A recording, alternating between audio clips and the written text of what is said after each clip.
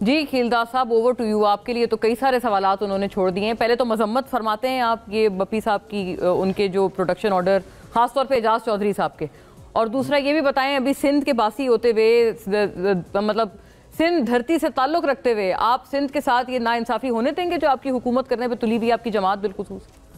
پہلی بات تو میں قادر مندوخیل صاحب کا شکریہ ادا کرتا ہوں, انہوں نے نیک خواہشات کا اظہار کیا. وہ ہمارے سینئر کولیگ بھی ہیں اور رہنمائی کرتے رہے, ان کا بڑا کنٹریبیوشن ہے لا کے حوالے سے بھی, ملازمین کے جو کمیٹی تھی. دوسری بات جو دیکھیں بات یہ ہے کہ جو عمران خان صاحب کا دور تھا 4.25 سال, آپ نے ذکر بھی کیا کہ یہ پروڈکشن آرڈر جاری ہوتے, میں بھی اس اسمبلی کا حصہ تھا. ہمیں پتہ ہے کس طرح اسپیکر صاحب کا رویہ ہوتا تھا, کس طرح لایا جاتا تھا, کتنے دنوں کے بعد غلط ہوتا تھا رویہ. جی رویہ ہم تو تعریف کر رہے تھے کہ انہوں نے نہیں, ریکارڈ کا حصہ ہے. پروڈکشن آرڈر جاری کب ہوا, کب لایا گیا, کس طرح لایا گیا, اور کس طرح ہماری لیڈرشپ کو وزیر اعظم نواز شریف صاحب, شہباز شریف صاحب, مریم نواز, حمزہ صاحب, ایون شاہد خاقان کس حال میں رکھا گیا. میں بطور ورکر میری یہ کوئی خواہش نہیں کہ عمران خان کو جیل میں کوئی تکلیف ہو. ایک کی جگہ 2 اے سی لگا دیں, ہمیں اعتراض نہیں ہے, مگر ان کو نواز شریف کے سہولت جو نہیں تھی اے سی کی, وہ امریکہ میں جا کے بات کرتا تھا. ہماری کوئی ذاتی دشمنی نہیں تھی. شہباز شریف صاحب کو جس حالت میں رکھا گیا, خواجہ آصف کو جس سردی میں جس حالت میں, وہی خود ہی بتا سکتے ہیں کہ کس طرح رکھا گیا. ہم نہیں چاہتے کہ یہ اس قسم کی سیاست یا اس قسم کا, یہ ایک انتظامی معاملہ ہے, اور جو جس قیدی کا اگر وہ وزیر اعظم ہے اس کا جو پریویلیج ہے اس کو ملنا چاہیے. ہم اس کی جان کے یا اس کے ذات کے دشمن نہیں ہے.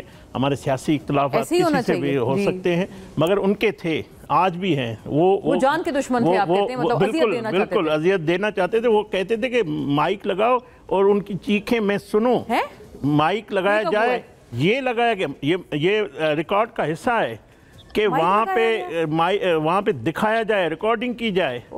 مریم نواز صاحبہ کے واش روم میں دروازہ نہیں تھا, چادر لگی ہوئی تھی. ہم اس قسم کا کوئی نہ بشرا بی بی سے نہ عمران خان سے میری کوئی خواہش نہیں ہے. میں بطور ورکر میں یہ کہتا ہوں. جو بات قادر مندوخیل صاحب کہہ رہے ہیں, دیکھیں سردار ایاز صادق جب یہ جو واقعہ ہوا تھا 25-26 نومبر کے بعد جو اسمبلی میں, ایاز صادق کا آپ کردار نکال لیں.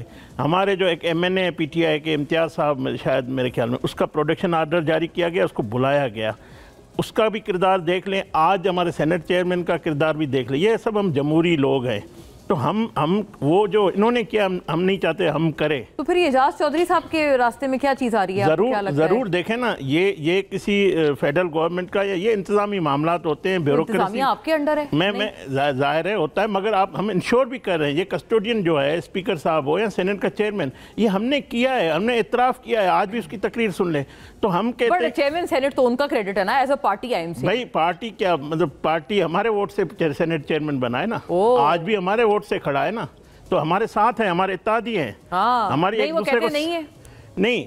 اچھا دوسری بات, مندوخیل صاحب کو میں یہ کہوں گا, میں جو بات کر رہا ہوں وہ Murtaza Jatoi G D A کا ایم این اے کا کینڈیڈیٹ تھا. ہم نے نون کا ہمارا اتحادی تھا, اس کو ووٹ ہم نے بھی دیے تھے, انہوں نے جی ڈی اے نے ہمیں بھی دیا تھا. اتحادی تھے نا سندھ میں. جس طرح اس کے پاس کیسز بنائے گئے, تو مندوخیل صاحب اس کی بھی یہ بات کر دیں ادھر کہ جس آپ کیسوں کی نوعیت سنیں.